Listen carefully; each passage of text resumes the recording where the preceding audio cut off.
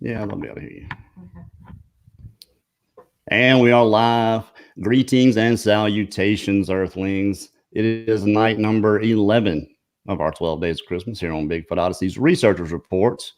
With me, as always, producer and co-host of the report, Miss Daniela Iolo. How are you, Daniela? I'm good, thank you. Awesome, awesome. And our guest this evening, creator of Ozark Mountain Sasquatch, Mr. Shane Carpenter. How you doing, Shane? Good to have you back. Thank you. Glad to be here. All is good. Absolutely. Before we get started, what was that banner that you had, Daniela? You want to flash that right quick? Let's just kind of put it up there and just let's talk about it for just a second. Yeah. Who would you like to see on the Researchers Report in 2020? Please email your suggestions to rrguest2020@gmail.com. Now, don't just suggest somebody. We want you to suggest somebody and let us know why you want to see this person on the Researchers Report. We do get some suggestions for people sometimes in the comments, but this is where we'd like you to, if you got somebody to suggest, just email us here and let us know why you want that person on. All right. Well, before we get started, just want to ask everyone. Oh, go ahead. I was just saying if they can put a link to that person as well, because sometimes people bring up names and I can't find out a contact for them. So yeah. Okay. If they know where they're at and a link, that would be great as well. If they have a channel or if there's something that they're on, if they have a link or an email or something, we can get a hold of them. Make that available for us. We would appreciate that. But just before we get started here, I want to ask everyone, please keep it clean for us in the chat. We do appreciate that. It is Christmas time. Shane, so there's this thing that I always contend that in order for someone to research this creature or to be in it in any capacity, researching, putting something out there, they have to have some kind of experience. Now that may be true or not. I just think that's the majority of the time. That's what it is. So tell us, what got you interested in doing this?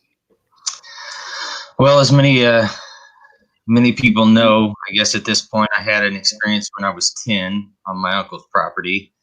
I had what I now know to be a young male juvenile basically stepped out from behind a tree at about 30 foot from me. I knew it was there before it stepped out. I'd already froze and was, focused on the tree. And it was just kind of a fleeting moment, it stepped out. We stared at each other, maybe 10 seconds long, and it turned and walked away. And I ran as fast as I could back to my uncle's house. And, that was that. And kind of put that in the back of my head, locked it away for a lot of years. And then in 2013, I was hiking with my family, and we got to this certain point, and I started getting these weird feelings. And I immediately noticed and recognized the feelings because I'd only had these particular, feelings in my body one other time. And this was when I was 10 years old.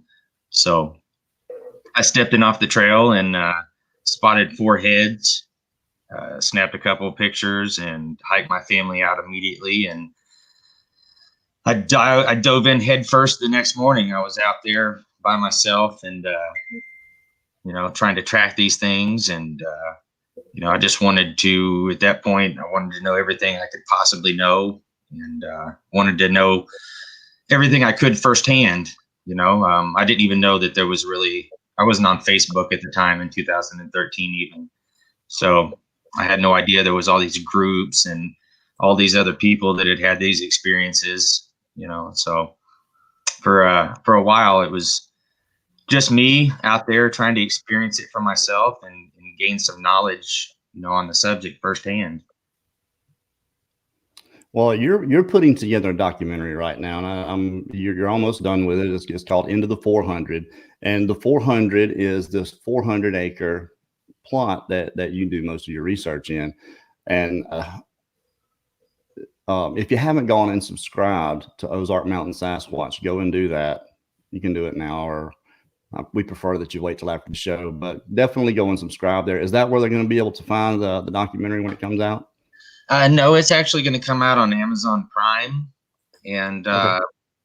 it should be on iTunes and Google Play soon thereafter also. And we're actually I'm working on the files right now for the second one. We have the second and third volume done and filmed, and it's just a matter of the editing and putting them together, and Right.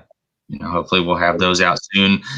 And it's all just one continuous story. The first one leads into the second into the third. So it's just a way for us to show people exactly what we're doing, what's happening, and kind of follow along with what's happening, over and over and over and over in this particular place.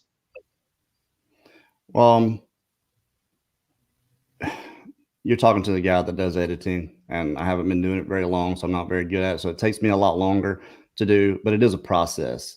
And, Absolutely. Yeah, there's a lot. I hate it. I actually finished about half of this one, and then I decided to. I just didn't have the time to put into the editing side, so we actually hired Stacy Brown to edit the rest of it, and he ended up basically starting fresh and put a different perspective on it. A little bit different outlook. So it worked out. Turned out nice, very nice. Now, is my internet seem to be bad here? Have y'all noticed? No. Shane, okay. And Daniela, do you notice Shane skipping a little bit? I haven't, no. Okay, then it is my internet. So I'm going to do this. I was doing that to mess with you, Kerry. No, well, everybody always blames, I always blame someone else. Anytime we put out a documentary that's got a picture or anything in it, they're like, well, I can't see it. And it's always us, it's never them. So I didn't want to say, hey man, you got bad internet when it could very possibly be mine. Yeah. So yeah, I'm going to try this. Shane, do you know those 4 that you saw with your family? Yes. What do you think they were doing at the time? They were behind this large pile. It was a down tree, had a bunch of brush kind of wrapped around it and whatnot, and vines had grown, into it. It was July 1st of 2013. So it was, nice and hot. Everything was green and grown up. And yeah, basically I spotted these 4 heads peeking up over, from the back of it. And I snapped a couple pictures and hustled my family out. Yeah, I can imagine you might have been a bit worried. Could they see you, or you were looking at them from the back of the heads? You were looking at the back of the heads. I mean, no, I was looking at the front of their heads. I couldn't see any detail, just because of the lighting. The trees are real thick there, and kind of blocks the sun out. The canopy does in that particular place. But it was interesting. My wife immediately knew that something was up, and she kind of went with it. She didn't understand what was going on, but she went with it. And my main focus was getting my kids out of there and not alerting them that something was wrong, and letting them enjoy the moments on the way out. And we got home that night, and of course I had to tell my wife why we turned around in such a hurry and got the heck out of there. And then on top of that, I had to tell my wife about my experience when I was 10.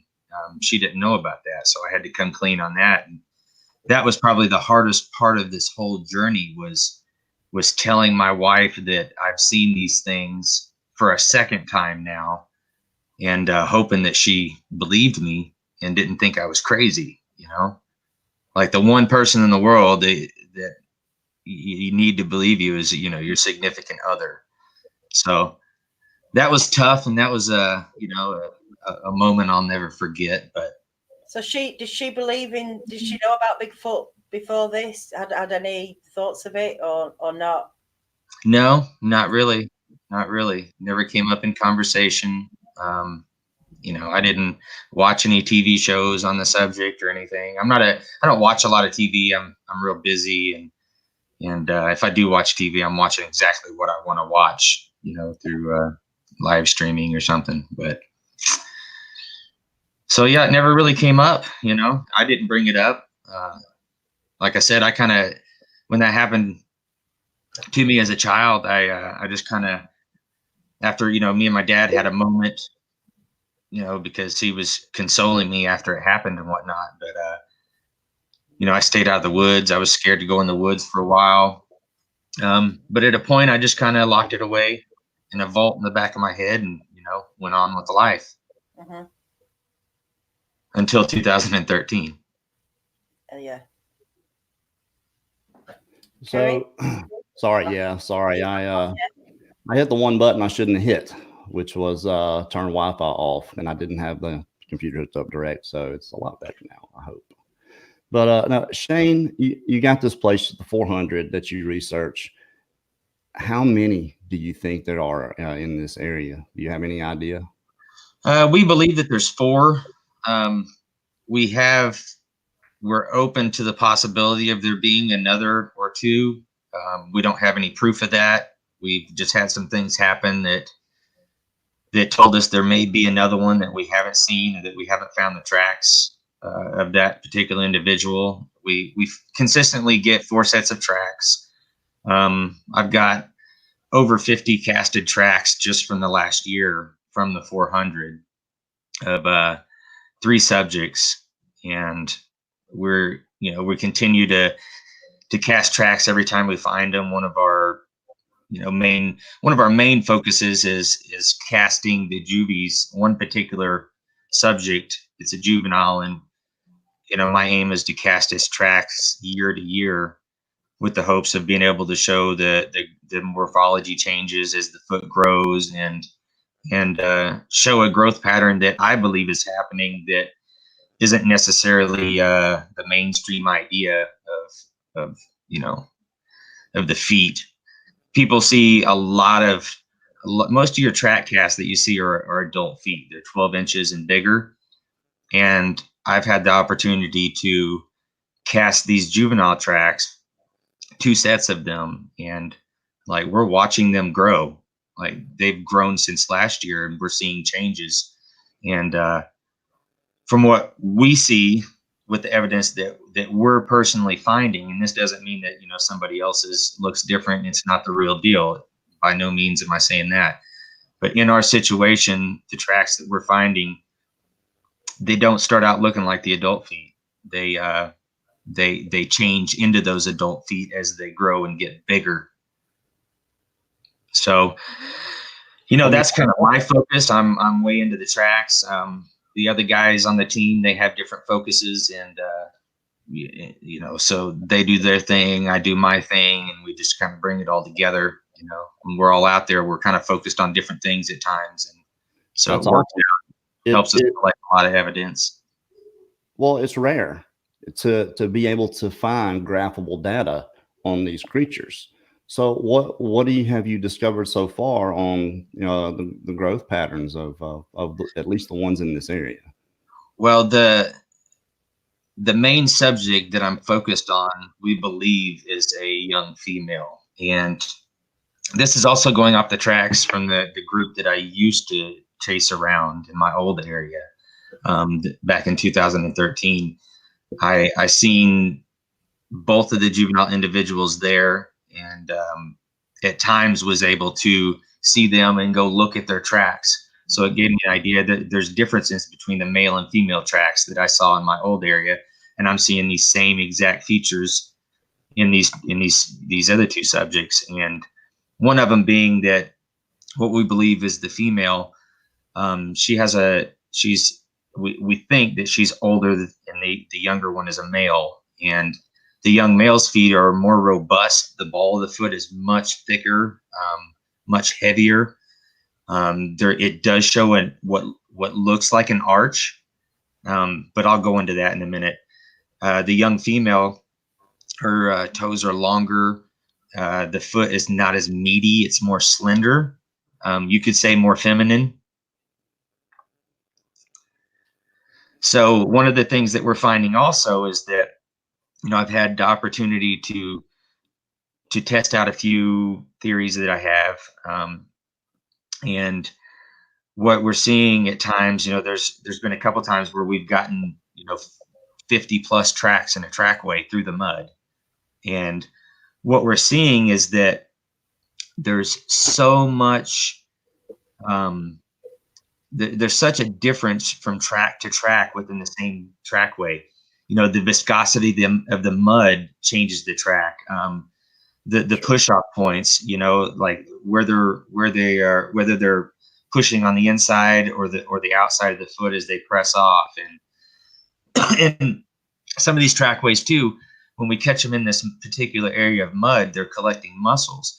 So they're not always walking in a straight line. At times they're stepping side to side, and they're pulling these mussels up, and we find the mussel shells and whatnot.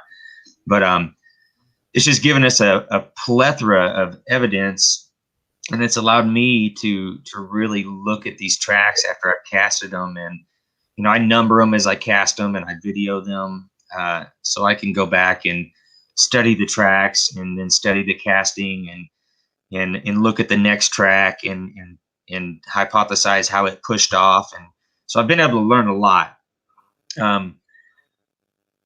Over the next year is what I'm the most excited about, because the foot over the past year has grown about 1.25 inches. That was my next question. Yeah, and this particular individual, and it's starting to fatten up. This is the young female. It's starting to thicken up. It's starting to widen out, so it doesn't, it's not as thin as it was by no means, and we're starting to see the foot flatten out a little bit more, and that's been a kind of one of my theories that started back in 2013 when I was tracking this other group. Was I was seeing at times, depending on the substrate, I was seeing what would look like an arch at times, and so we're seeing the same thing here, but we're starting to see that what looks to be an arch disappear. So this is the key point, in the growth that I've been waiting for to catch. And with any luck, next July will be really, really hot, and the creeks will be down again, and we'll be able to keep getting these tracks, because we get them from July and August is when we get most of these tracks through the same area. And so, every time I go out, I go to this spot and look for tracks. The last video that I've got on my YouTube channel, I actually found a fresh set of tracks, and they come through some gravel, go into a muddy area, and then off into the creek, into the water. And just within those 11 good tracks, as I show them, you can see the difference between each track. Like, if you saw some of these tracks separately, not within the same trackway, you might think there's two different individuals, and this is one of the things I'm trying to point out to people and show, is that there's so many things that can change the shape and the look of a track. And of course, a lot of it has to do on the push off. You have blowouts that don't necessarily look like blowouts. So that's kind of what I'm focused on. That's my main thing. That's what I'm best at, is tracking and coming up with ideas, strategy.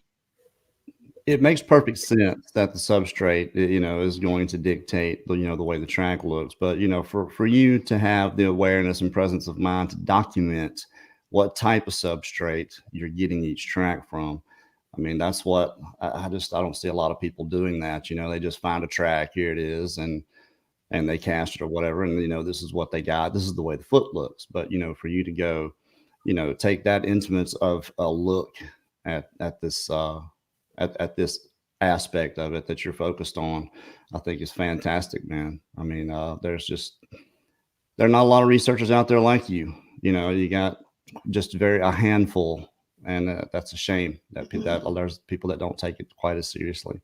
Well, I think the biggest thing for me is that I've been handed the opportunity. I've lucked into the opportunity. This is the second time that I've been in this situation, and the first time was just sheer luck. You know, I got brought into this property, so it was a little different situation, but I've used the same tactics here that I used in my old location as far as trying to get them to interact and, you know, trying to get them to where they're more lackadaisical when I'm there, and you know, not being tightwads all the time and not letting me see them, and you know, and not leaving evidence. And so it's been a long time coming. In my old place, it all kind of happened really fast, and with this place, you know, I'm 3 years in now, going into my 4th year now, and it's been really, really slow, you know, but I've got the patience, and you know, Well, things are finally starting to happen like they did in the old place, and so I'm excited. Before I hand it over to Daniela, I just want to say, you know, the good thing to me is you're not keeping it to yourself. You know, you're making these documentaries, you're sharing it with them. And to me, that's the most important thing, is what you're learning, sharing it with others, pushing that awareness. And I think it's awesome. If I feel like if I researched, that's how I would do it, is just all out, everything I could find and want to put out there and get into and study. Mark Zasky does it. But so like I said, there's just a handful of you guys that do it this way. And it's just great, and can't wait for the documentary. Do you have some out now that people can see? Just on the as far as the documentary stuff, no. You know, I've got a lot of stuff on the YouTube channel. The last video I put up, you know, I find some fresh tracks. I have rocks thrown at me in the end of the video, not at me but around me, and you know, it's on video. You can literally watch it happen. There's a lot of interesting stuff. I've kept a lot of the stuff off of my YouTube channel, but I'm going to start bringing some of that stuff out. There's a lot of stuff that we didn't put in the documentary that will be coming out on the YouTube channel.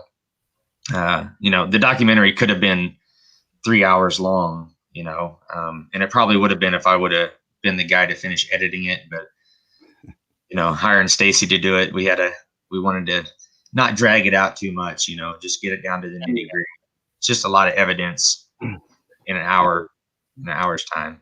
Been there. We did this on the last one, 9 hours and 13 minutes of raw footage. We cut down to 216. So, yeah. We had 5 days that we were trying to, you know, pull down into a couple hours, and we got it down to a little over an hour. So there's no bull crap in it. It's pretty much just, you know, you get a little piece of each day, all the evidence from each day. That's basically what the whole thing is, you know. So love it. Kathy Spencer's made a good point. Pregnant females and humans acquire flatter, wider feet when pregnant. I wonder if that applies to the Bigfoot. I mean, possibly, you know, we could speculate that for sure. All I can really say for sure is what I'm seeing, you know, in the tracks that we're gathering. And at one point I kind of put out word that I was looking for other people that had, you know, good juvenile tracks that they had casted. And I actually had a few people send me tracks, and I specifically asked for juvenile tracks that were found with adult tracks. And of course I wanted to see pictures. I asked to see pictures of the adult tracks with the juvenile tracks following.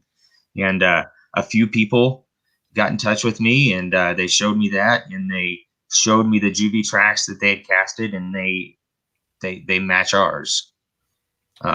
So that's kind of where I'm at now as far as that goes. I'm trying to reach out and you know, get other people that may have some good castings or pictures of castings that they've done, and they've been sitting on them, you know, and not sharing them because they don't know, you know, they don't necessarily know what they got. They may think that they're human.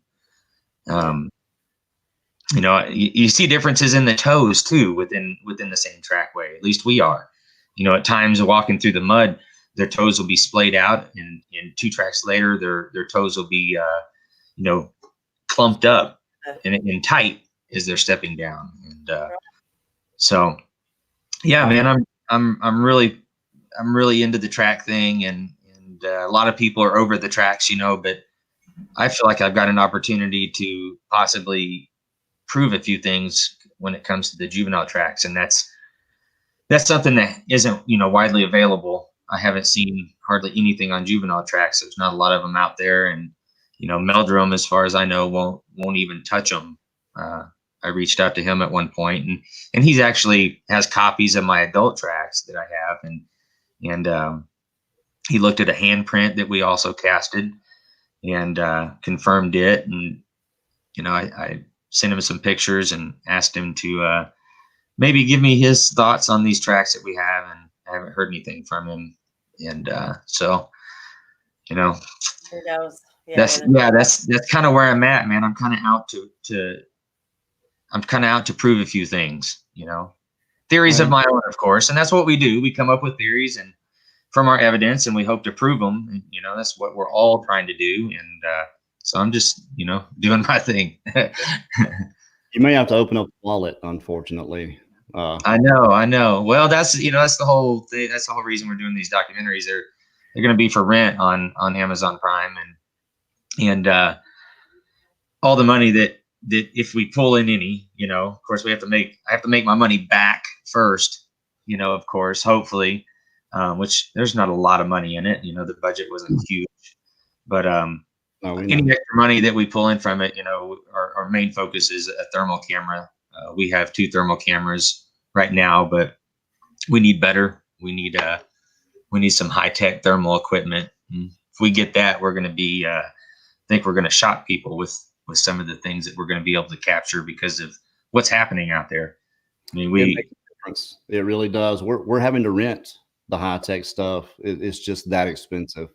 Any 3rd generation stuff is on the low end, 30 grand.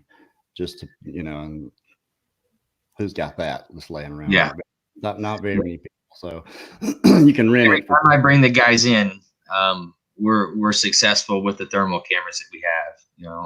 We have a FLIR that's Chris Reinhardt owns a FLIR. It's I think he paid $5,000 for it, and it just doesn't do the job that we need. And Randy has a setup that does really well, and it's the exact setup we need to utilize strategically. And we just need that awesome thermal camera. It's going to make all the difference in the world. So we know what we're going to get, and as soon as we get it, I think we'll be able to do some things that will make people go, holy cow, because we're consistently getting within.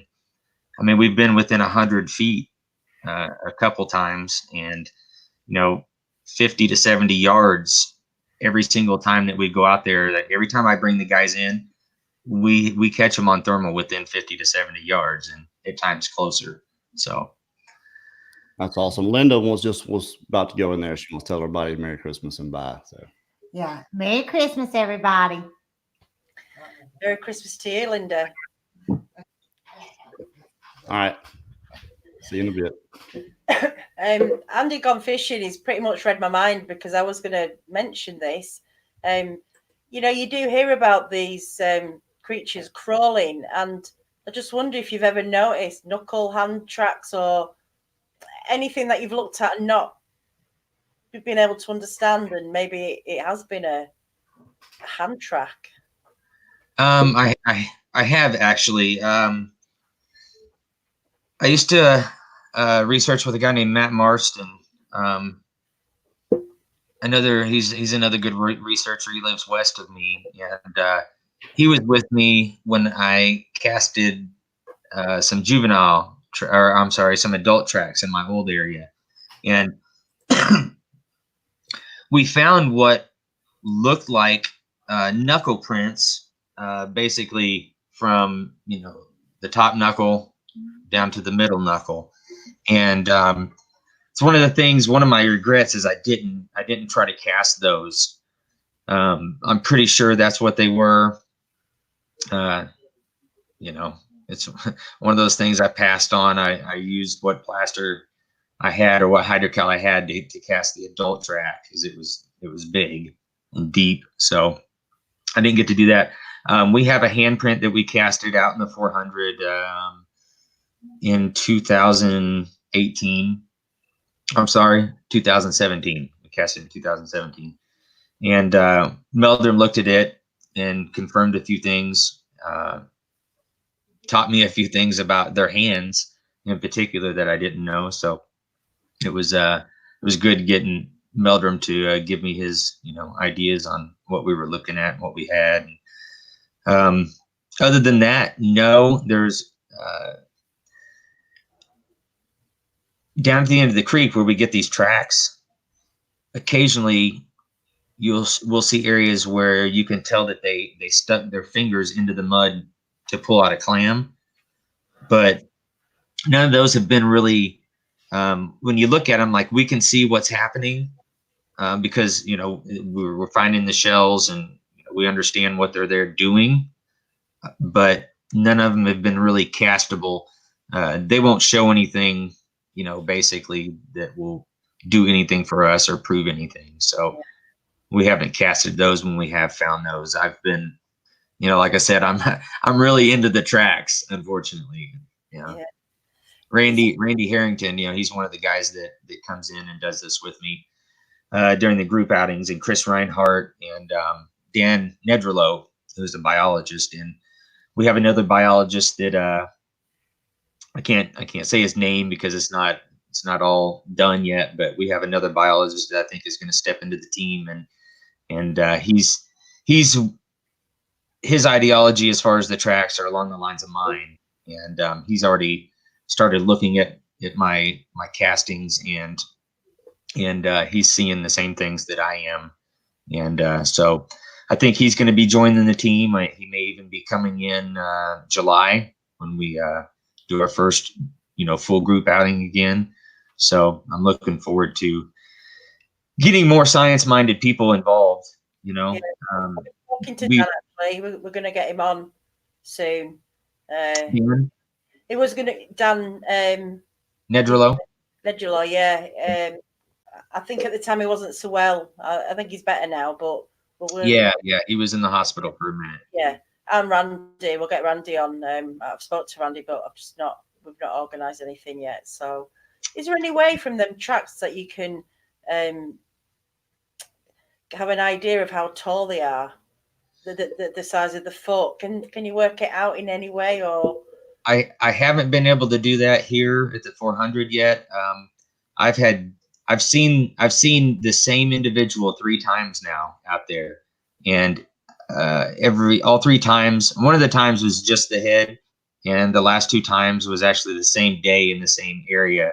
I was sitting in camp, and it's the same area where we catch them on the thermal at night, but it was the shoulders and the head. So I haven't got a full body shot out there yet, with my own eyes, other than the one that I approached, and I didn't get a full body shot of it, but I got, a fairly good size comparison on the head, and didn't get to see much of its body, but I got to see the head up close from about 8 foot, so gave me a good idea of the body size. And I think this female is, I think that she's maybe 5.5 foot, maybe 5'4", the lower 5 foot range right now. And her feet are at this point, and I should say this was in July, and the most recent tracks that I found, her feet are about 10.25 to 10.5 now. So the feet are bigger than mine, and I don't think she's as tall as I am. Right. So it's hard to work out, I guess, but that's something to go off, isn't it?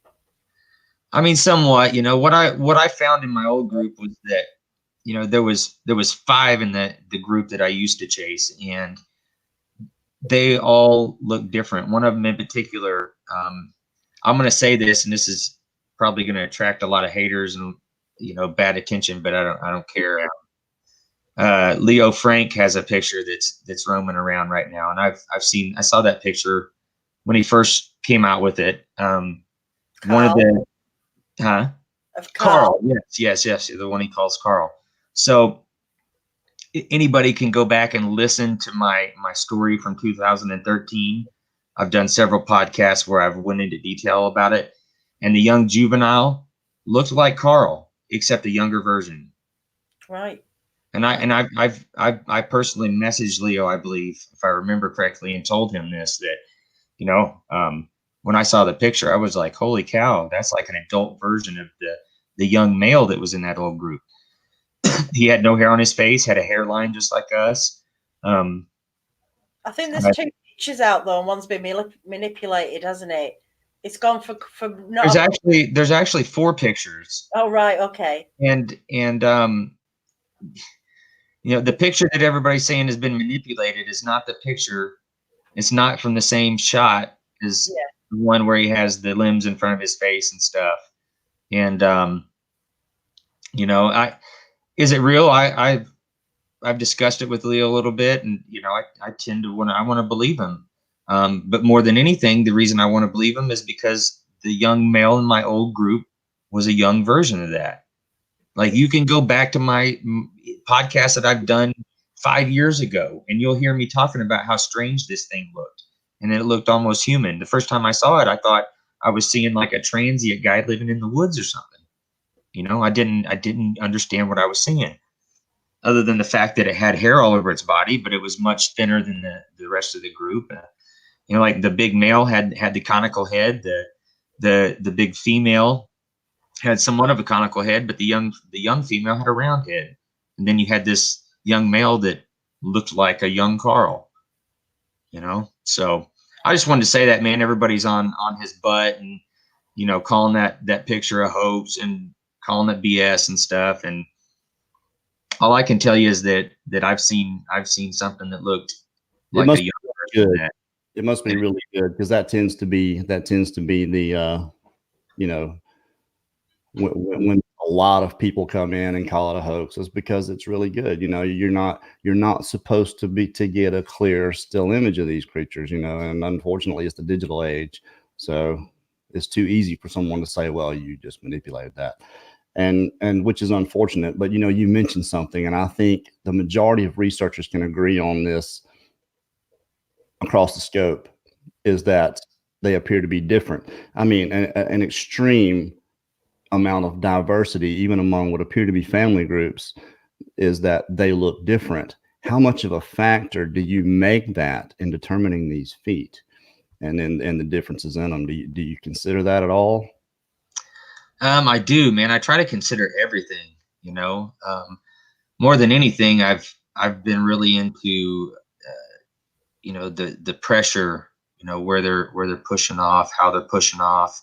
I actually videoed myself. One day there was a trackway, had like 24 tracks in it. So I videoed myself, and I walked on the left side of this trackway through the mud, just like I would normally walk. And then I came back and I went to the right side of the trackway, and I tried to walk like them with a high knee raise, you know, stepping down flat-footed. And the first thing that I immediately noticed was when I tried to walk like they do, I didn't sink into the mud near as much, about half the distance that I did walking my normal walk, you know. And so it kind of shows how really we walk terribly, you know. Our mechanics are terrible compared to theirs, you know. So it also tells me too that they can be my weight and leave less of a track just because of how they walk. Right. And when I did that, it wasn't necessarily the conclusion that I was looking for. I had other thoughts, you know, on it. And after I actually did it, I was kind of blown away that that, you know, these things can be bigger than me, maybe twice as big, and leave about the same depth of track just because of the way they walk, you know, which just makes it harder to find tracks, you know. Right. And it kind of makes you wonder sometimes if some of these deeper tracks, because you don't know if they stomped, you know, that's just straight up and down in that one spot. I mean, it's one of those variables. But one thing you will find in science is, even when it's just a consensus, a scientist will put that forward, since that's as far as they can figure. They'll still put it forward as this is the way it is. And I don't see why in certain areas like that you shouldn't be able to do that too. And you know, when I talk about people making absolute statements, it's the ones that there's just no possible way that they can know, you know, like how they hunt and when they come down and what time they do whatever, you know, even if you observed them doing that, you don't know if it's something that they do or just something that they did then. So, and those are the things that I talk about when I talk about people making absolute statements. But when you're doing it scientifically and you come to a certain point in your consensus and then you can't go any further, I think you can pretty well say, okay, this is what it is until we find something better. This is what it is. Right. And this is why we brought in Dan Nedrolo. You know, as a biologist, he thinks a little differently than we do. You know, I'm just an old hick redneck down here in the Ozarks, you know, doing my thing and enjoying the woods and it's just something I've become obsessed with, you know, and gets me out of the concrete jungle. So it's a blessing really for me. But bringing Dan in, you know, with his different outlook, he has this different outlook on things and comes at everything from a different angle. So it's been good and refreshing, you know, to have that. And it's another reason that I think we're going to be bringing in this other biologist. We need people who are credible and who have a science mind involved in this with us. And for me, it's just spending the time and finding the right people. You know, the person themselves makes a big difference to me. I've kind of noticed over time that when I have certain types of people around, I will get absolutely nothing. And I can bring one particular type of person in and things will happen like they normally do, you know. So that's been a lot of it too, is just finding the right people. You know, I was lucky to me and Randy Harrington met and then Chris Reinhardt and it's been amazing, man. You know, typically you bring people into a situation like this and things slow down, and that's the opposite of what happened. Things were already happening, and I already had these patterns in place and had figured out some of their patterns. And when I brought everybody in, everything just kind of hit all at once, and it was like, you know, ready, set, go. Chris had never had any personal experiences at all. And, you know, he came right in first night, we're finding tracks and he gets huffed at through the tent. And I mean, it was just, for him, it was almost scary, you know. I've been around these things enough now that I'm pretty comfortable. And so that kind of leads to what we're doing now, which is when we catch these things on thermal, you know, we have different objectives as far as approach and how I approach them, and whether I go halfway, whether I go out, you know, try to get within 8 or 10 foot and sit down with my back to them, and what, yeah, we have everything kind of planned out. We don't always follow the plans because, you know, the heat of the moment, man, sometimes you gotta, you know, pull the old big boys out and make yourself do certain things, you know, and so, and we have to push each other at times. You know, there's 4 of us and we depend on each other for different things. You know, Randy's the night guy. That's his thing. He's got a lot of good strategies with thermal cameras. We don't look through the eyepiece of a thermal camera at the subjects.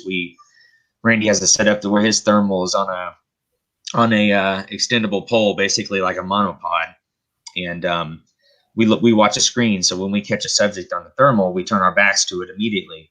And what we found is that when we're facing these things, they're either so paranoid of being seen, or they think that we can possibly see as good as them, because things are different when your back's to them. You know, they'll expose themselves more, and we've tested this. We've had our backs to them, watching them, and I'll turn and face them, and immediately they will react. You know, and so I just want to say we concluded the same thing, and you may want to look into this. What we got to combat that are the Sony FDR 3000R 4K action cam. And it's essentially, I've already got all the harnesses and all the battery packs for it. you wear it on your shoulder here, but it has a watch with a Mhm. screen, and it hooks up through Wi-Fi, and you can point so you're looking down here. Your gaze is here on your screen Right. on your wrist, and Right. camera. The only thing is, I don't think they have a night vision or a FLIR version of it, but there's a thermal drone you can get that. Of course, you don't know what they're going to do to a drone or how they're going to react to it, or if they're going Right. to. And I have a drone. We haven't really employed it. I'm real particular at what I do in the 400. I've never put up a trail cam, and I won't. It's a touchy place, I don't want to ruin anything. I've worked my butt off for the past 3 years to get it to where it's at, and the last thing I want to do is something that's going to change the dynamics of what's going on. So Well, I wish we got some things and ideas that we're testing, but all those things are being tested in Connecticut at Chris Reinhardt's research area. He's basically taken a lot of the things that I've done and started employing them up there, and now he has the same things pretty much that are starting there now. So we're trying some tactics up there and to see how well they work before we employ them down here in the 400. So I'm really careful, man. The last thing I want to do is mess this situation up, because it's such a golden opportunity. My last research area was too, but I don't know if you know this, Kerry, or not, but I got to a point where I was flustered and frustrated, and I wanted to get a picture and video, that was clear. And I chased one of the juvies one day, and from that point forward, everything shut down. It ruined everything. Yeah, I do. I remember you actually talking about that, and I wish I could have got you for our expedition that's coming up. It would have been really cool to get you on there. Yeah, if I wasn't doing what I'm doing in the 400, man, I would have put in for it and made the time to do it. But I can't step away from what I have going on. Understand, and I hope I have to be in the 400. we're pulling for you, man. I hope you get just the clearest, most excellent stuff that you can just put out there. Well, it's not even about that for me. For me, it's the personal experience. I would rather be able to sit 10 feet from these things and look them in the eye and have that experience versus, getting that crystal clear footage. Now, is that what we're looking to get eventually? Absolutely. But I'm playing it slow and steady. I don't want to ruin anything. And so Right. we have other objectives. We want to get the best FLIR footage that anybody's gotten. Of course, that just takes the right equipment at this point for us. And then after that, it's hit the brakes again, and we're trying to create some personal things, before we move on to that next phase. You're a researcher, and I'm not, and that's definitely where we differ, because I have no desire. I'm a hobbyist, brother. I'm a hobbyist. I don't. When we're going to do a one-time deal, I don't care if I mess anything up for them. I'm never going back, and I mean, I don't want to mess anything up for them. We're obviously not going to. We're not going to try to disrupt them in any way. We're just going to try to get them to react to us, Right? And really catch them reacting to us. And because when I say we're going to go after them, that's what I mean. We're not going to go running after them. I think that's the dumbest thing you can possibly do, is hurt yourself trying to go after this thing that has it all over you. But yeah, that's where we contrast, definitely, because I have no desire to be around them, or I don't even want to go do this. I said I would do it, and I'll never ever hear anyone say, "Where is your research?" Because I hear that a lot now because of what we do. We highlight the researchers. We don't do the research ourselves, and we kind of get kicked in the teeth over that sometimes, but hey, it is what it is. All right, I'm gonna shut it now. Sorry, Daniela. Another track question, because I know you like your tracks, Shane. Do you find they turn the feet sideways going up a steep incline? Have you noticed anything like that? No. And the 400 is full of, basically everything's like this in the 400. If you're not going up, you're going down. That's how the land is out there. I absolutely don't find their feet sideways. What I do find a lot of is half prints. there, you can see that the foot is flexing and the whole foot isn't setting down when they're going up an incline. I've got multiple videos of that. Actually, I probably got more of those from the 400 than anything up until last year when we had that heat spell and the water dropped and we got all these tracks, and so that's something that I don't see. What I find is that when they're going uphill, they're using the front, looks to be the front half of their foot, and the back half of their foot is not necessarily touching. I've actually got a track where the heel did set down. When I showed this track to Meldrum, he even picked this out himself. I showed him 2 tracks, and they were the same track from the same individual, the same foot. One of the tracks was on flat ground, and the other track was going uphill about a 30% grade.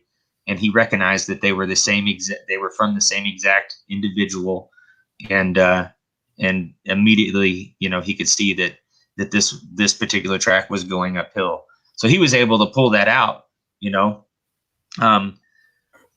but some of these areas where, it's really, really steep out there, I'm seeing the front half of the foot, and that's it. Is there a water source in the 400? Is there a stream Yes. that runs through it? Yeah, there's a creek that runs right through the property, and that's where our base camp is set up. We have the creek on the north side of us and a ridge on the south side of us. We set our base camp there so that they have a buffer zone to the north and to the south. They can be on the ridge above us on the south side, and they can be on the other side of the creek. And they use them. They absolutely use them. Up on the ridge, we get tracks. I set thread traps up there, and they walk through the thread traps, leave tracks. We have apples, they've bitten in half from up there. We have things from across the creek. They'll rock clack out the creek and knock up on the ridge back and forth. And so, yeah, we're right on the water source. How are they interacting with you now? Are they tolerating you, do you think? Are they playing a game with you? They must be getting used to you. Well, it seems that way. I used to hike the guys to different spots to get the interactions and to catch them on thermal. And now we're hiking like 1,000 yards outside of camp, and we're catching them. So they're coming in around us now. We're not having to hike around the property anymore. In July of this year, which it'll be the 3rd part of the documentary. It was night 2, 3, and 4. They came into camp. We were leaving camp, and they came into camp 3 different times, and we had audio recording all 3 times. One of the times they're going through equipment bags. They're going through all the stuff on the tables, and nothing's out of place when we get back, except for one thing. And that was the case all 3 times. One thing would be out of place, and everything else would look normal. We have like literally, you would hear us coming on the audio in the Polaris 5 minutes away, and you would hear them rummaging through stuff in camp and hear them running out of camp. We got on audio. We noticed that we had Monster coffees that, Chris Reinhardt one morning got up. He was like, "Man, have you guys been drinking these? Or, I can't believe I drank that many of those." And later on that day, we were checking the audio, and 5 minutes before we pull up and they abandon camp, the last thing you hear is the cooler lid dropping shut. So like that's what we're dealing with now at this point, and it's just getting better and better and better. And me and Randy came down one weekend after in between the July and October trip, and we set up a thermal and left his thermal with the audio in camp, and not a thing, man, not a thing. We got audio of them being around there, but they wouldn't come into camp, which I've got some ideas on that. Randy's thermal setup is 12. It's all 12 volt. So he has a pack where he carries around a motorcycle battery, basically, right? So that he can run this, he can set it up, and it'll record all night long, and we utilize it that way. He'll stick it out the top of his tent and spin it in a 360, and we'll leave it recording all night long. And so we've tried some of that stuff. But man, these things are slick. They're smarter than what people give them credit for. Absolutely. Can you, Shane, can you just explain, is there a difference between thermal and FLIR, or are they the same thing? They're the same thing. Yeah, it's all heat signature. FLIR is just a particular brand. Okay. Which we're not too fond of at this point. We're actually moving away from FLIR, and we're actually going to be switching to probably, it's looking right now like we're going to switch to an ATN thermal scope. They have a big problem with the FLIR cameras is the download ratio is terrible unless you get into the super expensive ones. Like right now we're dealing with like a 10-to-1 download ratio. So for every 10 pixels it films, we're downloading 1, so it's terrible. ATN has a thermal scope called Thor, and at 300 yards you get like a 16 megapixel download, and it's got 50 times zoom on it. It's got the best download ratio I think of any thermal out there, and so that's the route we're going as far as thermal. And also someone is asking, sorry, I'm not looking at this, it's Squatch Lady PA, have you got a date for the documentary?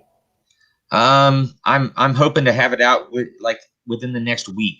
I'm just waiting on some documents, some legal documents, and as soon as I get those, it'll be up. We'll have you back on, man, if you don't mind, whenever you get it out, and then at least let our viewers know when it's out, because we've always got something to talk with you about on here for sure. Mind coming back on that soon. You were talking about battery packs. This is what I got for our expedition. I actually got 16 of these. I got 2 for each camera that we're using, and it's a black web. But what's cool about it is it gives you the percent. This one's fully charged, 100%, and it's 20,600 milliamp hours, about 72 watt hours, which is you can run a 4K camera about 14 hours with this thing, and we got and a backup for each one. So I mean, it's $35, and we got that's not too bad. No, it's not. I went and bought $600 worth of them. So, but you might want to look into this. I mean, it's small, it's compact, and I mean it's USB, obviously, but it'll run whatever. And yeah, this is just like I said, the bad batteries, because we're going to be filming for 8 hours straight in each interval with multiple cameras. And those are the backup batteries we got. We researched them, had Scott, our tech guy, researched them for us, and those were the ones, man. So you might want to look into it. For that price, just couldn't beat it. It's absolutely awesome. Yeah. We've got to set up. Chris is kind of our tech guy, and he's the thermal setup that we're going to build. It's going to be pretty nice. It's going to be kind of set up like Randy's. I'm actually going to set this first one up for Randy Harrington. But it's all going to be, wireless. That particular scope has Wi-Fi, so you can watch it on a screen, and no cables or nothing, So we're excited for that. We just need the people to take interest in the documentary, and hopefully the word gets out, and people like what they see within it, the evidence that we can bring to light from out there, and people get behind it, and we're able to make enough money to get this thermal set up. I think it's gonna be a game changer for us because of our situation. Absolutely. We're gonna actually be, I think, if we have another thermal camera, because we're getting I can't think of the name of it now, but we got 2 of them. What are they called? Aurora. They're small, like a body camera that you can wear for nighttime, and we're actually giving 2 of those away. So we're giving one to Carl and Rachel Gotro, and we'll give you guys the other one if you want it. It's all yours. I would take it. I mean, if it helps us in with what we're doing, man, I wouldn't say no for sure. Yeah, everything we're buying with people's money that they've donated, we're giving away when it's done. Only thing I'm keeping is the drone thermal stuff and the new cameras and and the new filming camera stuff that we're going to continue using for the Bigfoot Odyssey shows that we're going to keep doing. We're not going to look for Bigfoot anymore, so there's no point keeping this stuff. One and out, huh? One and done. Yeah, one and done. And I can't think, what is the name of this camera? I can't think of it. It'll come to me. Yeah. I'll send you a link to it. Cool. I've got a question. Have you ever heard any talking? Yes. Okay. I love it when people draw and pull into the stuff that most people aren't trying to talk about. Yeah, I've heard one of the videos on my YouTube channel is called Voices in the 400, and it was the first, I believe it was the first time I was out there with Mark Gardner, and at one point in the video we stopped, and if you listen to headphones, you can hear what we were hearing. There was definitely talking going on. Myself and Randy spent the night 2 weekends on this place that I call Crawler Hill, where I've caught some daytime footage, where it seems as though the big male hangs out. And we've captured on audio talking, some kind of talking. We've heard it through the parabolic mic twice that I can think of, me and Randy, and recorded it both times. One of the times I haven't found it yet on the audio, but I know it's on there somewhere. I know it. And there was another time too where we actually heard it just before dark. When it starts getting dark, a little after dark is when we'll set up the mics and the parabolics and whatnot. But the first time we were on Crawler Hill, we didn't have the recorder going, and we heard it loud and clear. I mean, loud and clear talking. So that was, of course, immediately we turned everything on, hoping that we would hear it again, and we didn't until later on that evening. And that was one of the times we did capture it. But the loudest it was, man, we didn't have anything going, unfortunately. But I'm sure it'll happen again. I've heard it enough times out there that one of these times we're going to capture it when we got our good equipment running. It's called Psionics C10-100. That's what it is. But they're really good cameras, and they're the night visions. Yeah, the C10-100 night vision, because what I liked is because it has motion stabilizer. It's because we're going to be moving around a lot. But hey, we've come to the end of our hour, Shane. It's been an absolutely fantastic show. So awesome to have you back on here. Definitely, if you don't mind coming right back on for another actual researcher's report. And once you get the documentary out, we'll at least help you get that much of it out. And you're going to be able to find that on Amazon Prime, and it is called Into the 400. And that's going to be the first of several parts. But you can go right now to Ozark Mountain Sasquatch on YouTube, subscribe, and go check out Shane's videos. Has some really excellent stuff in there, and it's all, to me, it's a lot more educational than you're going to find in a lot of places, and pretty entertaining stuff too. So you guys do a good job, Shane. Like I said, thanks again for coming on. Tomorrow night it's Christmas Eve. Justin Chernopesky from Mountain Beast Mysteries is gracing us with his presence, and I'm not going to be here. So I know Daniela's going to be handling that all by her lonesome, unless she gets someone to co-host. Might find someone. Who knows? Christmas Eve. Well, I would have been here, but I actually got to come home. So coming home, I have to go do the stuff that the family does. So I'm sorry. I can't. It's Christmas Eve. I could tell Linda no, but we'll be in divorce court next week. So obviously, me and Justin don't have anything better to do on Christmas Eve. We actually gave him some stuff that we were going to talk about. Right. Yeah, the behaviors. And I actually did some studying and some homework on different behaviors in different places, and we shared some videos back and forth. So, but hey, you're a very resourceful lady, and I'm sure you're gonna make a good job of it. But go subscribe to Ozark Mountain Sasquatch right now, y'all. Go do it right now. Shane, thanks again for showing up. Thanks, Shane. Thanks for having me. Hope to see you again. Hey, you guys see that on the bottom? You guys see that on the bottom? Yeah. Who would you like to see on the researchers' reports in 2020? Email us your suggestions to rrguest2020@gmail.com. Don't just suggest somebody. Tell us why you want to see them too. We do appreciate that. Thank you again, Daniela. Fantastic job as always. Merry Christmas, everybody. We'll see you guys after Christmas. And I'll Eat see more you guys bacon. tomorrow night. Good All right. night.